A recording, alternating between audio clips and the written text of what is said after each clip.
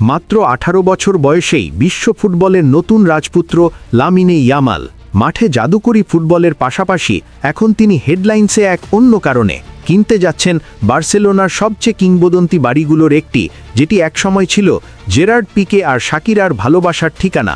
2012 সালে তৈরি এই রাজপ্রাসাদের মতো বাড়িটি অবস্থিত বার্সেলোনার সবচেয়ে অভিজাত এলাকায়। পুরো জায়গার আয়তন প্রায় 3800 বর্গমিটার। ভাবতে পারেন, ভেতরে আছে 3টি আলাদা বাড়ি, indoor outdoor swimming pool, tennis court, gymnasium, একাধিক টেরেস আর এমনকি একটা রেকর্ডিং স্টুডিও আছে।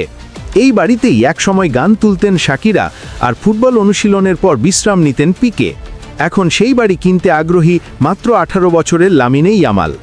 এল পেজ জানিয়েছে, ইয়ামাল বাড়িটির বাকি 2 অংশ কিনতে যাচ্ছেন প্রায় 11 মিলিয়ন ইউরো খরচে।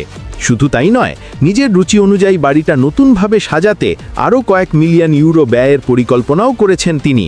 শুধু নিজের জন্য নয়, পরিবারের জন্যও একাধিক বাড়ি কিনেছেন এই তরুণ তারকা। স্পষ্টতই ইয়ামাল এখন শুধু ফুটবল নয়, ব্যবসা ও বিলাসের দুনিয়াতেও বড় খেলোয়াড় হয়ে উঠছেন।